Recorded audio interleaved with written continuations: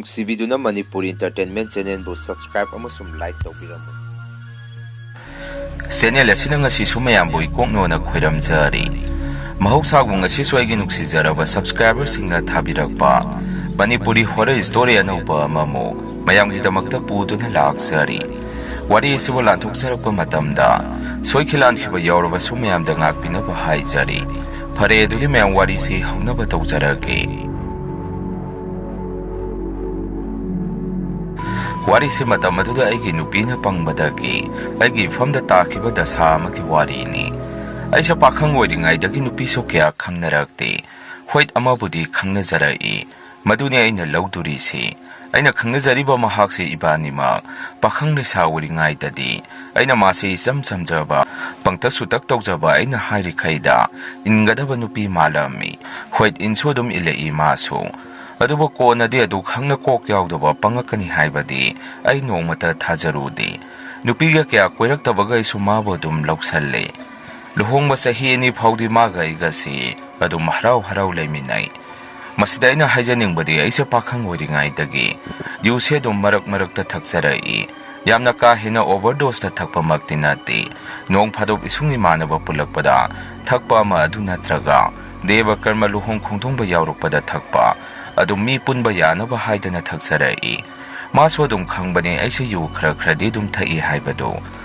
ꯂꯨꯍꯣꯡꯉꯕ ꯃꯇꯨꯡꯁꯤꯗꯁꯨ ꯃꯉꯥꯏ ꯍꯥꯟꯅꯒꯤ ꯃꯇꯧꯒꯨꯝ ꯑꯩ ꯑꯗꯨꯝ ꯊꯛꯆꯩ ꯃꯁꯤꯗ ꯑꯩꯅ ꯃꯉꯣꯟꯗ ꯌꯨ ꯊꯛꯆꯤꯜꯂꯒ ꯅꯣꯡꯃꯇ ꯈꯟꯅꯕ ꯍꯧꯕ ꯑꯣꯠꯄ ꯅꯩꯕ ꯐꯨꯕ ꯆꯩꯕ ꯇꯧꯕ ꯅꯠꯇꯦ ꯑꯗꯨꯕꯨ ꯃꯥꯗꯤ ꯑꯩ ꯌꯨ ꯊꯛꯄꯁꯤꯗ ꯃꯥꯗꯤ ꯌꯥꯝꯅ ꯍꯩꯅꯗꯅ ꯂꯩꯔꯝꯃꯤ ꯑꯩꯉꯣꯟꯗꯁꯨ ꯍꯦꯛ ꯍꯥꯏꯕꯗꯤ ꯉꯝꯗ ꯃꯌꯨꯝꯒꯤ ꯃꯃꯥ ꯃꯆꯦ ꯍꯣꯏꯒ ꯑꯗꯨꯝ ꯇꯣꯏꯅ ꯄꯥꯎ ꯐꯥꯎꯗꯣꯛ ꯐꯥꯎꯖꯤꯟ ꯇꯧꯅꯔꯕꯖꯥꯠꯅꯤ ꯃꯁꯤꯗ ꯃꯥꯅ ꯃꯃꯥꯗ ꯑꯩꯁꯦ ꯌꯨ ꯊꯛꯏ ꯑꯩꯁꯦ ꯀꯃꯥꯏꯅ ꯌꯨ ꯊꯛꯄ ꯂꯦꯞꯍꯟꯒꯅꯤ ꯑꯗꯨꯒ ꯑꯃꯅ ꯃꯥꯅ ꯑꯩꯁꯦ ꯂꯨꯅ ꯇꯧꯗꯦ ꯍꯥꯏꯕꯗꯤ ꯅꯠꯇꯦ ꯑꯗꯨꯝ ꯂꯨꯅ ꯇꯧꯏ ꯑꯗꯨꯗ ꯃꯃꯥ ꯃꯄꯥ ꯃꯆꯤꯟ ꯃꯅꯥꯎꯅ ꯈꯛ ꯍꯦꯜꯂꯤ ꯑꯩꯉꯣꯟꯗꯒꯤ ꯍꯦꯟꯅ ꯂꯨꯅ ꯇꯧꯕ ꯑꯁꯨꯝꯅ ꯃꯃꯥ ꯃꯄꯥꯁꯤꯡꯗ ꯃꯥꯅ ꯋꯥꯔꯤꯗꯨ ꯇꯝꯁꯤꯜꯂꯛꯑꯝꯃꯤ ꯑꯁꯣꯝꯒꯤ ꯑꯍꯟꯁꯤꯡ ꯑꯗꯨꯁꯨ ꯀꯣꯛꯁꯦ ꯀꯌꯥꯒꯤ ꯃꯇꯤꯛ ꯌꯥꯎꯗꯒꯦ ꯍꯥꯏꯗ ꯃꯆꯥꯅꯨꯄꯤꯗꯨꯅ ꯍꯦꯛꯇ ꯑꯗꯨꯃꯥꯏꯅ ꯍꯥꯏꯔꯛꯑꯦ ꯍꯥꯏꯗꯅ ꯃꯣꯏꯗꯤ ꯄꯥꯈꯠꯂꯛꯑꯝꯃꯤ ꯏꯅꯦꯝꯄꯣꯛꯇꯨꯅ ꯃꯆꯥꯅꯨꯄꯤꯗ ꯁꯨꯝꯅ ꯑꯃꯨꯛ ꯄꯥꯎ ꯇꯝꯁꯤꯜꯂꯛꯑꯝꯃꯤ ꯀꯥꯟꯅꯔꯣꯏ ꯏꯕꯦꯝꯃ ꯏꯃꯥ ꯋꯥ ꯍꯥꯏꯒꯦ ꯍꯧꯖꯤꯛꯇꯤ ꯅꯪꯒꯤ ꯅꯀꯨꯕꯣꯛ ꯅꯅꯦꯝꯄꯣꯛꯀꯤ ꯃꯣꯏꯒꯤ ꯀꯔꯤꯁꯨ ꯈꯜꯂꯨꯔꯅꯨ ꯃꯣꯏꯗꯤ ꯑꯍꯟꯅꯤ ꯍꯌꯦꯡꯋꯥꯏ ꯈꯔ ꯂꯩꯔꯒ ꯑꯗꯨꯝ ꯀꯣꯛ ꯁꯤꯖꯈ꯭ꯔꯖꯅꯤ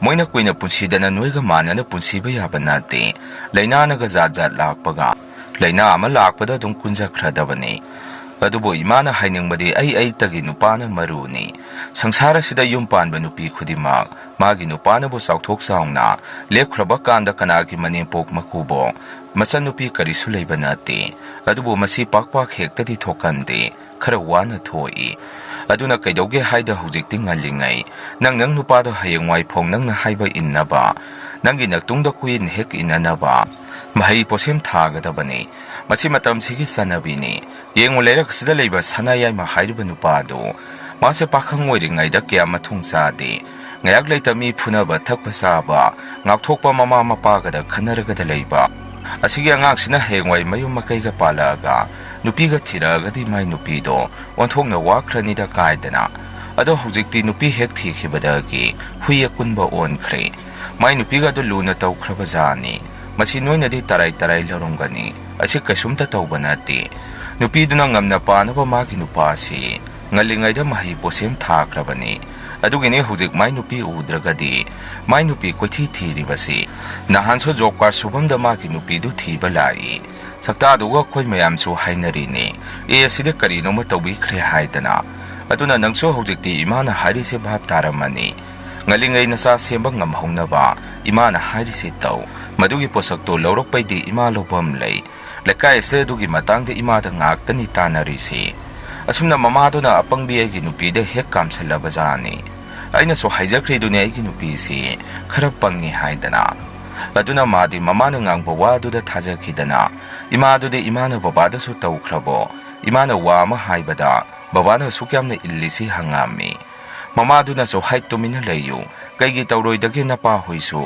ꯊꯥꯏꯅ ꯃꯇꯝ ꯑꯃꯗ ꯂꯩꯀꯥꯏꯗ ꯒꯨꯟꯗꯥ ꯑꯣꯏꯅ ꯃꯃꯤꯡ ꯆꯠꯂꯤꯅꯤ ꯅꯨꯄꯤ ꯑꯉꯥꯡꯒꯁꯤ ꯐꯨꯈ꯭ꯔꯕꯖꯥꯠꯅꯤ ꯑꯩꯁꯦ ꯃꯥꯅ ꯂꯨꯍꯣꯡꯕ ꯅꯧꯔꯤꯉꯩꯗ ꯊꯤꯀꯥ ꯇꯧꯔꯤꯅꯤ ꯍꯥꯏꯗꯅ ꯍꯨꯟꯗꯣꯛ ꯆꯠꯈ꯭ꯔꯖꯥꯠꯅꯤ ꯑꯗꯨꯗ ꯏꯃꯥꯁꯨ ꯅꯣꯏ ꯑꯥꯒꯤ ꯂꯩꯈꯤꯗꯕ ꯅꯕꯣꯛꯇꯣ ꯃꯥꯒ ꯇꯥꯟꯅꯔꯒ ꯋꯥꯁꯦ ꯊꯣꯛꯈ꯭ꯔꯤꯅꯤ ꯀꯥꯟꯅꯔꯣꯏ ꯏꯕꯦꯝꯃ ꯅꯪꯒꯤ ꯅꯨꯄꯥꯗꯨ ꯐꯠꯇꯦ ꯍꯥꯏꯕꯗꯤ ꯅꯠꯇꯦ ꯌꯥꯝꯅ ꯐꯩ ꯑꯗꯨꯕꯨ ꯈꯔ ꯂꯩꯔꯒꯗꯤ ꯅꯨꯡꯁꯤꯕꯒꯤ ꯃꯒꯨꯟꯁꯨ ꯃꯌꯥꯛ ꯆꯝꯊꯔꯛꯄꯅꯤ ꯅꯆꯥꯅꯁꯨꯒ ꯆꯥꯎꯁꯤꯜꯂꯛꯑꯒꯗꯤ ꯑꯗꯨꯅ ꯍꯦꯛꯇ ꯉꯥꯡꯅꯕ ꯉꯝꯃꯣꯏꯗꯣꯔꯤꯅꯤ ꯏꯃꯥ ꯇꯧꯕꯤꯔꯒꯦ ꯅꯪꯒꯤꯁꯦ ꯍꯥꯏꯔꯝꯃꯤ ꯑꯩꯒꯤ ꯑꯄꯪꯕꯤ ꯅꯨꯄꯤꯁꯨ ꯃꯃꯥꯅ ꯉꯥꯡꯕ ꯋꯥꯗꯨ ꯃꯌꯥ ꯀꯥꯕ ꯃꯈꯩ ꯇꯥꯗꯨꯅ ꯂꯩ ꯃꯃꯥꯗꯨꯅ ꯑꯃꯨꯛꯀꯁꯨ ꯑꯁꯨꯝꯅ ꯃꯈꯥ ꯇꯥꯔꯛꯏ ꯌꯨꯁꯨ ꯑꯗꯨꯝ ꯈꯔ ꯊꯛꯏ ꯍꯥꯏꯔꯤ ꯅꯠꯇ꯭ꯔꯣ ꯍꯧꯖꯤꯛꯇꯒꯤ ꯈꯔ ꯊꯛꯏꯕꯗꯨ ꯍꯌꯦꯡꯋꯥꯏꯗꯤ ꯄꯨꯔꯥ ꯌꯨꯔꯥꯏ ꯆꯨꯗꯣꯔꯤꯅꯤ ꯑꯗꯨꯅ ꯀꯥꯟꯅꯗꯦ ꯌꯨꯁꯨ ꯊꯛꯅꯤꯡꯗꯅꯕ ꯅꯪꯅ ꯍꯥꯏꯔꯤꯈꯩꯁꯨ ꯏꯟꯅꯕ ꯌꯨꯗ ꯑꯣꯏꯅ ꯇꯧꯔꯁꯤ ꯑꯩꯒꯤ ꯅꯨꯄꯤꯅꯃꯛ ꯏꯃꯥ ꯃꯥꯗꯤ ꯌꯨꯝꯗꯗꯤ ꯈꯤꯜꯂꯒꯗꯤ ꯊꯛꯇꯦ ꯅꯣꯡ ꯐꯥꯗꯣꯛ ꯃꯁꯨꯡ ꯃꯃꯥꯟꯅꯕ ꯄꯨꯟꯕꯒꯨꯝꯕ ꯂꯨꯍꯣꯡꯕ ꯁꯣꯁꯇꯤ ꯑꯉꯥꯡꯒꯤ ꯆꯨꯔꯥꯀꯣꯔꯣꯟ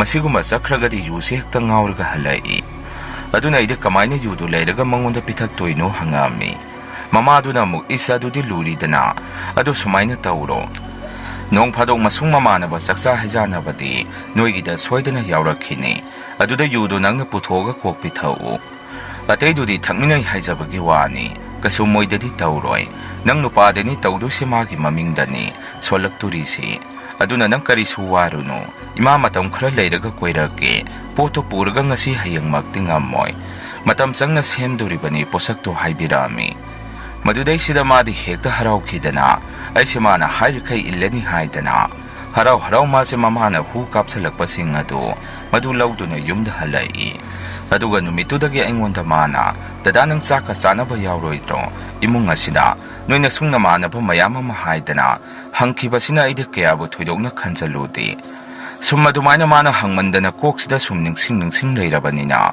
ꯁꯨꯡ ꯏꯃꯥꯟꯅꯕꯁꯤꯡꯅꯒ ꯏꯇꯥꯎ ꯅꯨꯄꯤ ꯊꯤꯈꯤꯕꯗꯒꯤ ꯅꯣꯡ ꯐꯥꯗꯣꯛ ꯄꯨꯜꯂꯤꯁꯤꯗꯒꯤ ꯀꯌꯥ ꯍꯦꯟꯅꯗꯤ ꯄꯨꯟꯁꯤ ꯌꯥꯈꯤꯗ꯭ꯔꯦꯅꯦꯀꯣ ꯍꯥꯏꯗꯅ ꯑꯗꯨꯃꯥꯏꯅ ꯍꯥꯏꯔꯛꯄꯗ ꯑꯩꯁꯨ ꯍꯦꯛ ꯑꯁꯨꯝꯅ ꯍꯥꯏꯔꯣꯏ ꯑꯗꯨꯏ ꯅꯠꯇꯦꯗ ꯁꯤꯗ ꯅꯨꯄꯤ ꯊꯤꯕꯒ ꯀꯔꯤꯁꯨ ꯃꯔꯤ ꯂꯩꯅꯗꯦ ꯅꯣꯏꯅꯕꯨ ꯌꯥꯔꯒꯗꯤ ꯑꯩꯈꯣꯏꯗ ꯆꯥꯛ ꯑꯃꯗꯨꯝ ꯁꯤꯟꯗꯣꯛꯁꯤꯗꯅ ꯍꯟꯗꯛꯁꯦ ꯑꯩ ꯅꯨꯄꯤꯗꯨꯅꯁꯨ ꯀꯔꯤꯒꯤꯅꯣ ꯈꯪꯗꯦ ꯆꯥꯛ ꯁꯤꯜꯂꯣꯏꯗ꯭ꯔꯥ ꯍꯪꯕꯗ ꯀꯔꯤ ꯃꯔꯝꯒꯤꯅꯣꯕꯨ ꯈꯪꯗꯦ ꯃꯥꯅ ꯑꯗꯨꯃꯥꯏꯅ ꯍꯪꯉꯤꯗꯣ ꯍꯥꯏꯔꯝꯃꯤ ꯏꯁꯨꯡ ꯏꯃꯥꯟꯅꯕꯁꯤꯡ ꯑꯗꯨꯅꯁꯨ ꯑꯗꯨꯗꯤ ꯌꯥꯏꯅꯦ ꯅꯣꯏꯗꯗꯤ ꯑꯩꯈꯣꯏ ꯑꯃꯨꯛ ꯐꯥꯎꯕ ꯄꯨꯜꯂꯝꯈꯤꯔꯣꯏ ꯑꯗꯨ ꯌꯨ ꯊꯛꯄ ꯂꯥꯡꯕꯗꯤ ꯀꯌꯥ ꯅꯨꯡꯉꯥꯏꯒꯗꯕ ꯃꯥꯟꯗꯦꯅ ꯅꯠꯇ꯭ꯔꯒ ꯇꯣꯛꯑꯁꯤꯔꯣ ꯍꯥꯏꯅꯔꯛꯏ ꯑꯩꯅ ꯑꯃꯨꯛ ꯍꯦꯔꯥ ꯅꯣꯡ ꯐꯥꯗꯣꯛꯄꯨ ꯀꯩꯅꯣ ꯍꯦꯛꯇ ꯉꯥꯎꯈꯥꯏꯔꯒ ꯂꯣꯏꯔꯦ ꯌꯨꯝꯗꯗ ꯀꯥꯔꯟ ꯇꯥꯕꯤꯗ꯭ꯔꯒ ꯂꯣꯏꯔꯦ ꯍꯟꯗꯛ ꯂꯥꯛꯏꯕ ꯅꯣꯡꯃꯥꯏꯖꯤꯡ ꯅꯨꯃꯤꯠꯁꯤ ꯁꯤꯗ ꯑꯣꯏꯅ ꯇꯧꯔꯁꯤ ꯃꯤ ꯌꯥꯝꯍꯟꯒꯨꯝꯁꯤ ꯌꯨꯝꯗꯅꯤꯅ ꯑꯩꯈꯣꯏ 4-5ꯁꯦ ꯁꯤꯈꯛ ꯇꯧꯁꯤ ꯑꯩ ꯅꯨꯄꯤꯗꯣ ꯉꯥꯅꯨ ꯆꯥꯅꯤꯡꯕ ꯃꯥꯜꯂꯤ ꯑꯗꯨꯒꯤ ꯁꯨꯝ ꯍꯪꯕꯁꯨ ꯃꯥꯜꯂꯤ ꯑꯗꯨꯅ ꯉꯥꯅꯨ ꯂꯥꯕ ꯑꯔꯤꯕ 2 ꯇꯧꯔꯁꯤ ꯑꯗꯨꯃ ꯅꯣꯏ ꯊꯤꯔꯛꯑꯣ ꯁꯦꯜ ꯑꯗꯨꯅ ꯀꯌꯥꯅꯣ ꯑꯗꯨꯝ ꯇꯧꯅꯔꯁꯤ ꯍꯥꯏꯗꯅ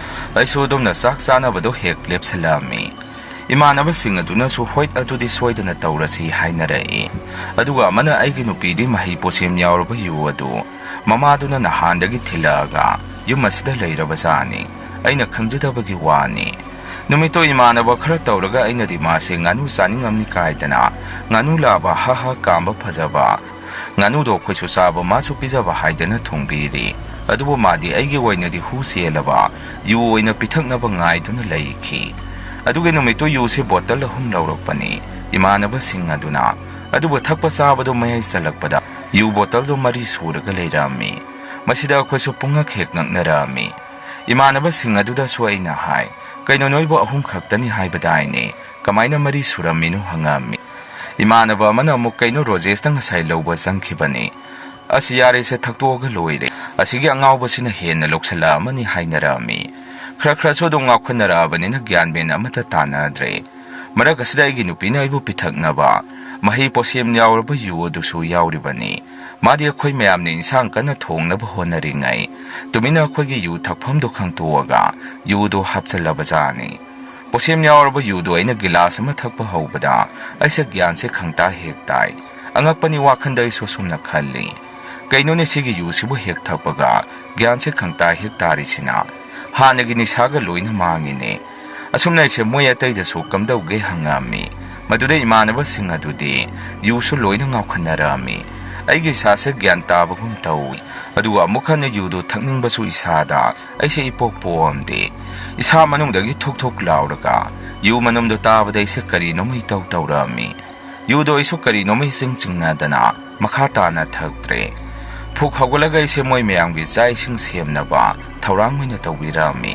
ꯑꯩꯒꯤ ꯅꯨꯄꯤꯁꯨ ꯅꯨꯃꯤꯠꯇꯨꯗ ꯑꯩꯉꯣꯟꯗ ꯃꯥꯁꯦ ꯀꯤꯔꯨꯞ ꯃꯨꯟꯅ ꯑꯗꯨꯝ ꯌꯦꯡꯉꯤ ꯑꯁꯨꯝ ꯇꯧꯗꯅ ꯅꯨꯃꯤꯠꯇꯨꯗꯤ ꯑꯗꯨꯃꯥꯏꯅ ꯑꯗꯨꯝ ꯂꯣꯏꯁꯟꯈ꯭ꯔꯦ ꯃꯁꯤꯒꯤ ꯃꯇꯨꯡ ꯃꯈꯥ ꯇꯥꯔꯛꯄꯗꯗꯤ ꯑꯩꯁꯦ ꯅꯣꯡ ꯍꯦꯛ ꯉꯥꯟꯕꯒ ꯌꯨꯁꯦ ꯄꯨꯡꯊꯛꯇ ꯊꯛꯅꯤꯡꯕ ꯑꯃ isada aram khorangba ama poglakhi adubu adu phawde aise khitangdi gyan tari aduna aise thaba halaga thakke haiba wakhalon da lei tawda bo aise thaba khe khalakpaga aise yuda dum thaga yumda changbase mase hainabi ma oirami mana de aise yu thangingdana ba haidana tawriba adubu aide karigino khangde mahi posem adu isada changdraba karigino khangde nunganbuga yu thangningba ma dum pokselai aigi nupiga se uraga pungnungda nuksiba adusu yudu hek thakpaga aduna ise yu hek ngawbaga magi manakte se suru naisalaga leirami aigi yongi tawduda masu hainaraktrabazani aingonda kaino dada yudubo ka hena thakpa henjali duna aduga aigi nakta sum naisalaga leiriduna karigino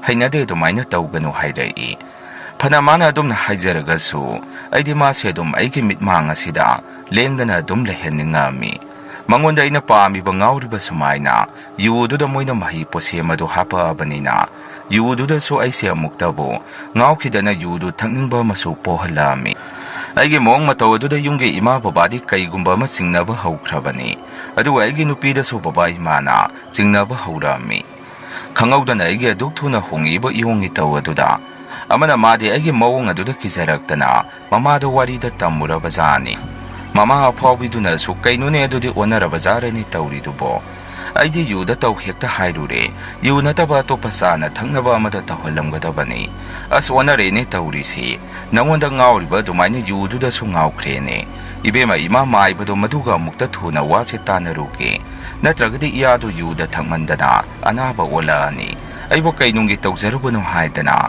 mamadudi pakhatpada a yauki asongi su aigi babana su imada mama Nasanupa singawre nang masi khangdriba aidi nasanupa se nahana khangle masi ngawre haiba ase ayamna singnei ko hairami imana mukhoini mapa isanupa se kari nomi tawre ne yuda natana nupi sida sungawre ne masi asi namong nupi saraga da tummaga da leiba upi amo manbi ngawraga rasi machet amata yawdabi se asina thonba soidana oiramgani a mayungge mamadu pura tawngambiya phawbini nahana I pauloina tare moi kanano se isanupa se moina mahi posim tawbikhre aduda tawri ni kanaroi mapa khusu araiba mi nate kaino thaina prada lepi ni kaja hugdabagi wani aduna maiba maibi khangnaba yamna lei ai moi mama masa se thik tawge ai amuk tawge yengo image wafam aduda babana amo ihe noi moi onthokna mana khreda ko khangde aigi oinadi nasanupa se hanagom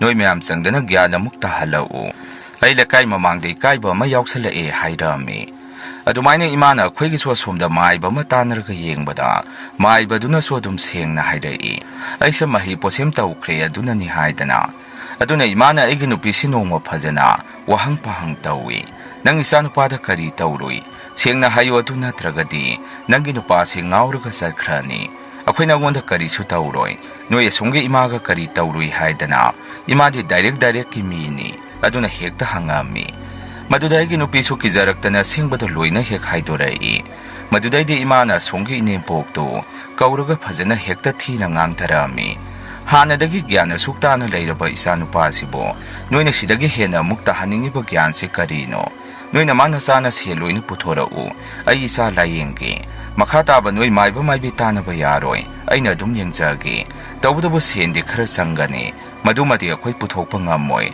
noina tawbani noina seladu tingjaba tare aduna tragadi imauksi sida leiba yaroi haidana imagi hungnabi dhaptu tawsalami maduda yasongi phawkhraba ine pokadu kibada thak niktana imana haibado moiso dum tawrai yamna wana ese mahi posemdo aphawbo oza maiba pabung amana aigi sadagi lokthokpirami pabung ado yamna nungsi aigi mateng pangpirambai yuda thakhibanina yudagi amuk posemdo lokthoi hai aidi khangaude imana haibani kona ise wakhalaba matung aigi nupi si phuningbana khutse maring salami aduga amana ai hojik phau mana thungba chain sangsi kaya inthinungaina pamna sadri maramdi mana tawjakhiba singaduna aduna nupise ka hena soluna sana tawbirunu tawraga sumoidu uthokanu manungda moibu nuksibiyu aduna tragade moise ka ma henjalei haidana aiba wari thabirakpa iyamba sina phongdokpirai mayam ahamgi wari se matang asaida loijare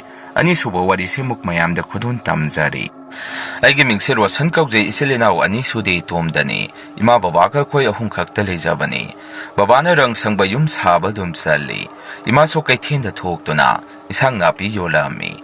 Koy imong sa yam na nungay ba imong magtinati, adubo ima babana ka na siyentanduna, saba takpadi wasaramdi. Matamadu da iso koles kare duna yunghi awana, ay suloy na kang bangamli. Koy gilekay si miyam na tada na yam na sikpa haibado hoyrami. Adugi so matakte electric post kaya thandabana, koy gilekay si sukimatik mamba haibado oy. Kung ganga way na taubani na uwa so marangkay na haurami. Koy gilekay sila lamlong ahumpang bada, tongkong nga malayrami. Hariba tongkong asi tayo miya siba, pumnarami haudik na tongoy na, sakibani hayda na baba na wali libirami. Aduna ama matingdo mapan kaya tokano, itanda sa kanuso haibirami. Noong madi imagay gaso sakluwera duna, baba halagpa ngay tunalay.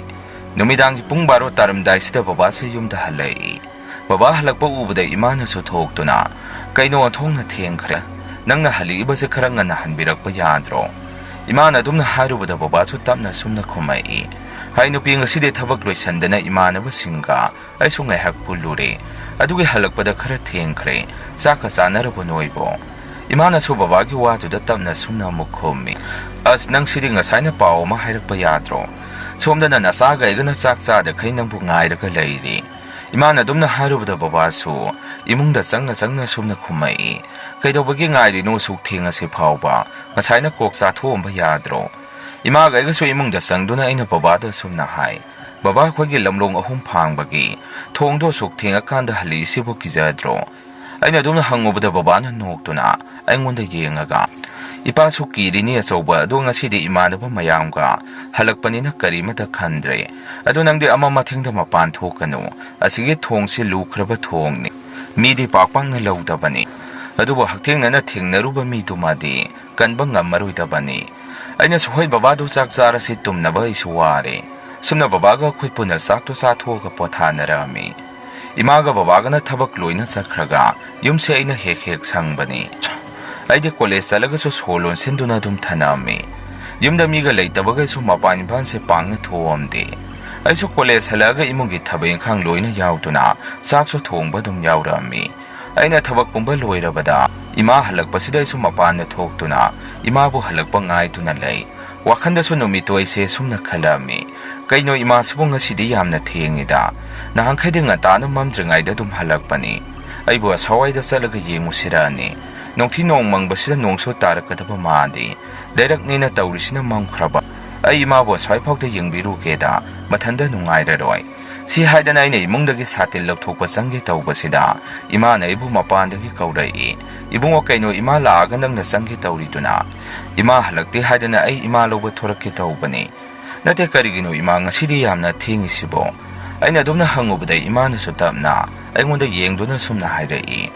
Nga sisi posiso yam na paba. Gari so pangdada na halagpada kara ting kre. Tong do'y tandalan ba tanda na. Milak pa ngayak sungay do na lantorak pa ni. Ado no'y babadi halabo hangay. Ima na dum na halagpado da ina so halagtri ima. Babadi nugtigi halagpa tingi do di. Si hayda na imagay gaso imong da sangami. Ngayak layraga babaso halagto na. Saksa thoga pothana rami. Matamdi sumahawki na lamta thagi yaksang suyaura ami. Imanaba sing na koy basa si haydana ay buhaw ba dumlapi rami. Ay so ayok nung tingi matamda di yung sangbi na balay ti haydana karimata salamdi. Yaksang mga nisan ba numisira imaga babaga sakpo na sari ngayda. Mapanda ibo kauri iba do iso tarami. Ay so kod hamtoga thuna mapanda thorami. Matuday imana ba sing wairam ba tuda nokto na. Numidang sida kahit da satoy no tawri sina. Sang olaw ay susak saramini. Imong da sangusi. Matuday imana ba sing doon na sumna haday. Yaksang taban yengusi hayda na nang hawbalay ni. Nga sidi sa tabayaroy ko. Ay so imana ba sing doki wapa matuda. Nokto na sumna kumi. Tabal so haiti ay di. Dati ay po salaga kay dawdoy no. Ay na doon na hayro ba doon imana ba prem su. Saong na sumna kumay. Taurado nga sidi nang nagkapaga hayraga su pura tabani. Tanzado da babaso turak to na. Koy ginakta sa ngaga sumna hangay. Kay no ni isasa na kuningang naribado. Numida nga sila karay da satke hayribano. Baba na doon na hayrak pa doon imana ba prem na su. Tab na sumna kumay. Baba nga sisi yaksang aruy bagi. Tabalay ato yengusi hawge na lakpani.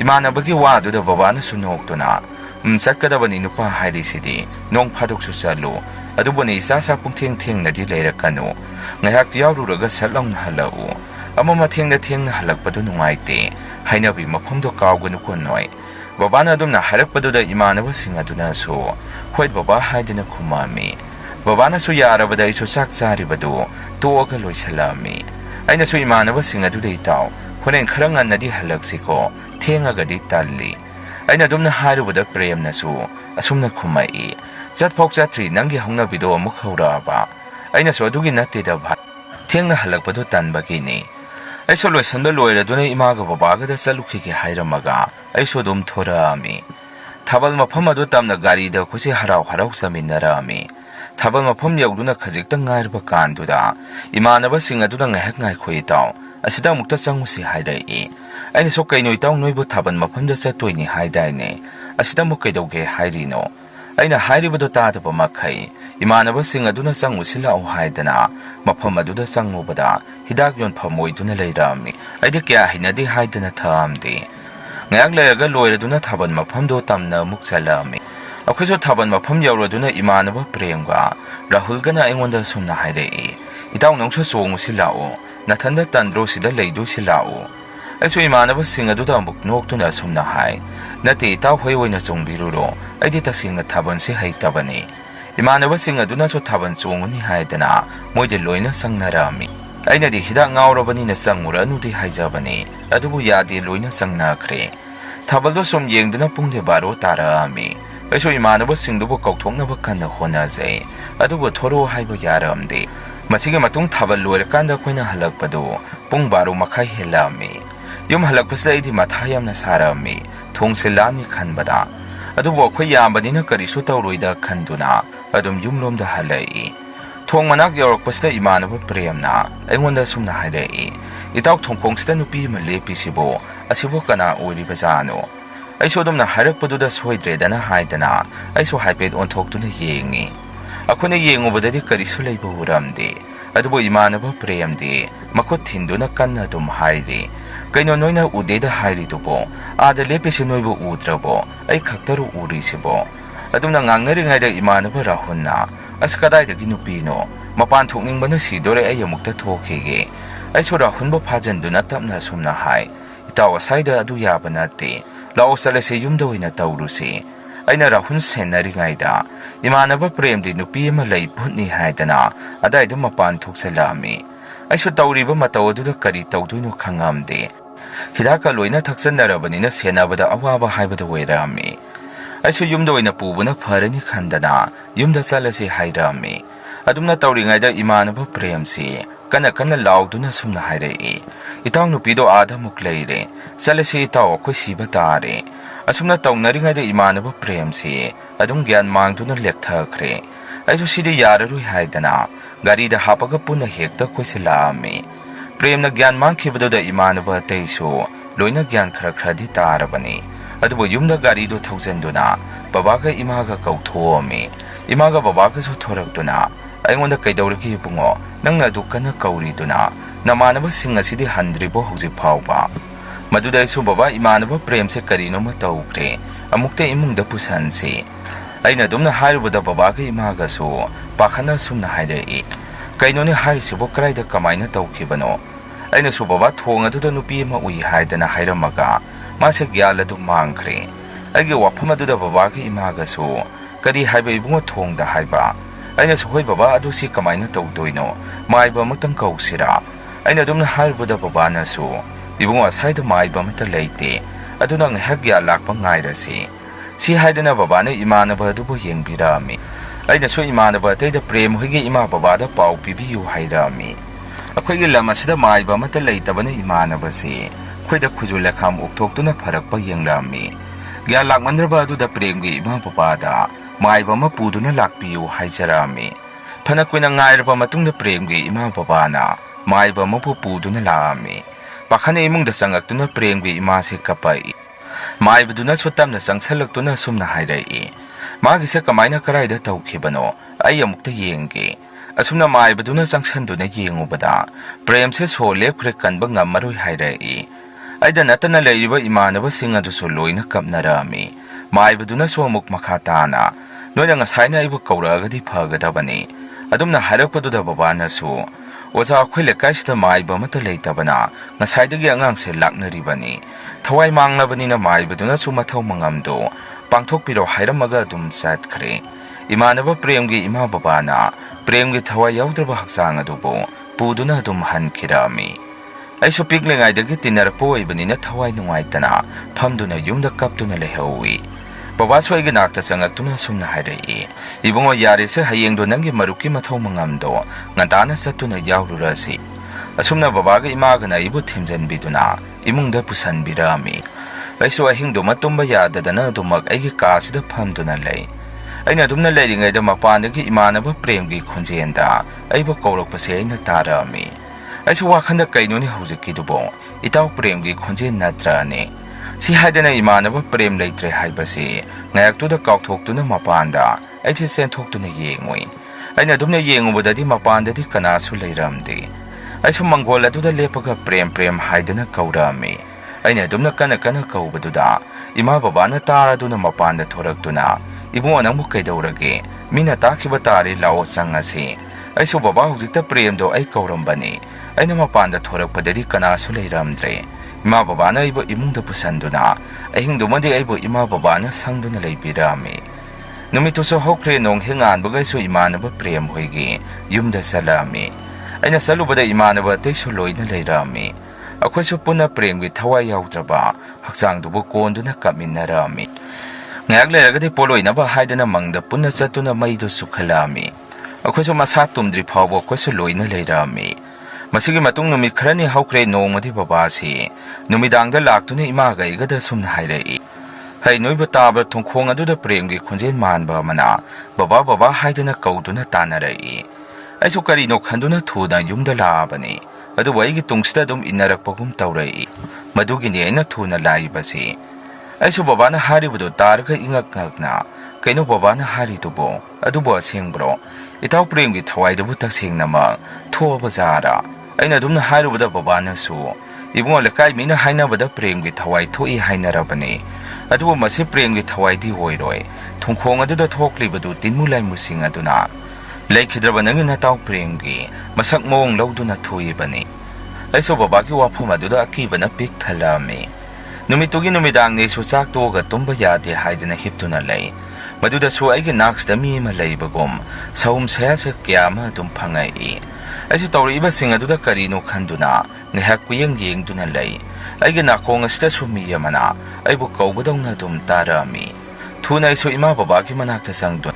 ꯏꯃꯥ ꯕꯕꯥ ꯌꯨꯝ ꯑꯁꯤꯗ ꯀꯔꯤꯅꯣ ꯈꯪꯗꯕ ꯁꯍꯨꯝ ꯈꯔ ꯑꯗꯨꯝ ꯐꯪꯉꯤ ꯁꯤꯕꯨ ꯀꯝꯗꯧꯔꯤꯅꯣ ꯑꯩꯅ ꯑꯗꯨꯝꯅ ꯍꯪꯉꯨꯕꯗ ꯏꯃꯥꯅꯁꯨ ꯑꯁꯨꯝꯅ ꯈꯨꯝꯃꯛꯏ ꯏꯕꯨꯡꯉꯣ ꯅꯪꯒꯤ ꯃꯔꯨꯞꯀꯤ ꯗꯦꯕ ꯀꯔꯃꯁꯤ ꯂꯣꯏꯈꯤꯁꯅꯨ ꯅꯈꯣꯏꯒ ꯂꯨꯅ ꯇꯤꯟꯅꯖꯔꯝꯕꯅꯤꯅ ꯑꯗꯨꯝ ꯑꯀꯤ ꯑꯈꯪ ꯄꯤꯔꯛꯏꯕꯅꯤ ꯑꯩꯁꯨ ꯋꯥꯈꯟꯗ ꯏꯇꯥꯎꯒꯤ ꯊꯋꯥꯏꯅ ꯑꯩꯈꯣꯏꯕꯨ ꯌꯥꯝꯅ ꯋꯥꯔꯧꯈ꯭ꯔꯕꯖꯥꯔꯥ ꯍꯥꯏꯗꯅꯁꯨ ꯑꯩꯁꯦ ꯑꯃꯨꯛ ꯑꯃꯨꯛꯁꯨ ꯍꯦꯛ ꯈꯜꯂꯤ ꯑꯍꯤꯡꯁꯤꯃ ꯑꯩꯁꯨ ꯏꯃꯥ ꯕꯕꯥꯒꯤ ꯃꯅꯥꯛꯇ ꯑꯗꯨꯝ ꯂꯩꯔꯝꯃꯤ ꯅꯨꯃꯤꯠꯇꯨꯁꯨ ꯍꯧꯈ꯭ꯔꯦ ꯅꯣꯡ ꯍꯦꯛ ꯉꯥꯟꯕꯒ ꯏꯃꯥꯟꯅꯕ ꯈꯔ ꯂꯥꯛꯇꯨꯅ ꯑꯩꯕꯨ ꯀꯧꯔꯛꯏ ꯑꯩꯁꯨ ꯀꯧꯔꯤꯕꯗꯨ ꯇꯥꯔꯗꯨꯅ ꯃꯄꯥꯟꯗ ꯊꯣꯛꯎꯕꯗ ꯏꯃꯥꯟꯅꯕꯁꯤꯡ ꯑꯣꯏꯔꯝꯕꯗꯨꯗ ꯑꯩꯁꯨ ꯅꯣꯛꯇꯨꯅ ꯏꯇꯥꯎ ꯅꯣꯏ ꯂꯥꯛꯇꯕ ꯀꯨꯏꯔꯦ ꯂꯥꯛꯑꯣ ꯀꯥꯈꯠꯂꯣ ꯃꯪꯒꯣꯟꯗ ꯐꯝꯁꯤ ꯏꯃꯥꯟꯅꯕꯁꯤꯡ ꯑꯗꯨꯅꯁꯨ ꯀꯥꯈꯠꯂꯒ ꯐꯝꯗꯨꯅ ꯑꯩꯉꯣꯟꯗ ꯁꯨꯝꯅ ꯍꯥꯏꯔꯛꯏ ꯏꯇꯥꯎ ꯅꯪꯗꯤ ꯀꯔꯤꯃꯇ ꯑꯀꯤ ꯑꯈꯪ ꯄꯤꯔꯛꯇꯕ꯭ꯔꯣ ꯑꯩꯈꯣꯏꯗꯗꯤ ꯂꯣꯏꯔꯦ ꯌꯨꯝꯗ ꯂꯩꯕꯁꯨ ꯉꯝꯗ꯭ꯔꯦ ꯃꯣꯏꯅ ꯑꯗꯨꯝꯅ ꯍꯥꯏꯔꯛꯄꯗꯨꯗ ꯇꯞꯅ ꯑꯩꯅ ꯁꯨꯝꯅ ꯈꯨꯝꯃꯤ ꯑꯩꯉꯣꯟꯗꯁꯨ ꯇꯧꯔꯛꯏ ꯏꯇꯥꯎ ꯑꯗꯣ ꯏꯃꯥ ꯕꯕꯥꯅ ꯍꯥꯏꯕꯗ ꯗꯦꯕ ꯀꯔꯃꯁꯤ ꯂꯣꯏꯈꯤꯁꯅꯨ ꯍꯥꯏ ꯑꯩꯈꯣꯏꯒ ꯂꯣꯏꯅ ꯇꯤꯟꯅꯔꯝꯕ ꯑꯣꯏꯕꯅꯤꯅ ꯇꯧꯔꯤꯅꯤ ꯍꯥꯏ ꯗꯦꯕ ꯀꯔꯃ ꯂꯣꯏꯕꯒ ꯐꯈꯤꯅꯤꯁꯨ ꯍꯥꯏ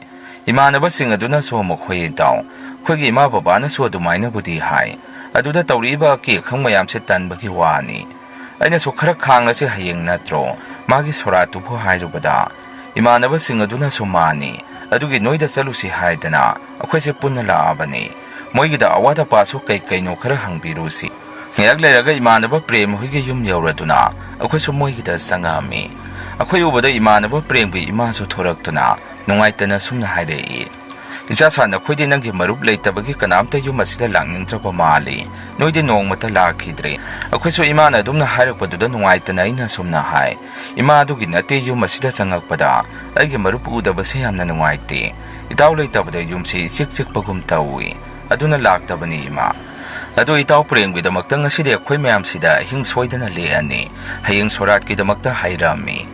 Aina dumna harubada mako'y ima babasu yamna harauzay. Asumna ako'y awada padu yeng duna loyna silang duna lay. Tabak pumba loyra duna saksa thoga ako'y tumnaba tawi. Adumna tawri ngaysida Eigi mingsi mako'y yung maningdagi kaurapagum tawray. Adumna kaurapaduda iso kaubuki makola matabagum tawi. Adumna kaurapaduda iso imanaba sing aduda sumnahay. Ada kanagumba mana ibu kaurapagum tawray. Noydi amata tadabro. Maduda moy mayam na tadi haydana kumay. Ay sumoy na tadi haybaduda dumagtum na batyamlami. Ngayaki matong itaw premgi ima babana. Ako'y gitungpam manakaduda. Kuydo lekham si humdok piray. At may na tawbudagi ay suki badu karadi parami. Nung ali usin natin itaw premgi surasu adum. Mayam changda na haraw-haraw adum pangtok minarami. Masigi matong ako'y yum da mukloy na halag na rami. Matang karagi matong da mukbabase noong manumit amadi. Tiyang na yum da halagti haydana. Imagay ka na yam na paka na yum da ngay dunalay. Adu babase miyoy karana. Okto amada hapagay yung pong tinbiray. Maduda kwaso yam na paka sa rami. Kadaurabasano haydana. Ko na di maayba magkauraga yung hanbada. Babaso tungkong aduda. Kana kumanupi mating na rubadagi. Tungkong aduda gyan mang duna targa lerambani hay. Maayba duna dumayna tawag duna babaso lay kurambadagi. Usin nasin taway pawdi kalhauki. Adumayna sumtoy na tatana tungkong aduda. Kay no sumting naragpadagi. Hawdiki thong adu sidokraga. Ano ba thong ama awang tangbada muksarami. Adumayna thong ano ba mahek sakibadagi. Hana thong aribada thomba kibakayado. Maduloy na pagre. Masini mayam nga sige riyan horror story. Matangi wari tagalagpada mayam po na mukteng narasi. Masigi di mayam dagi kain na nababiday lauzari.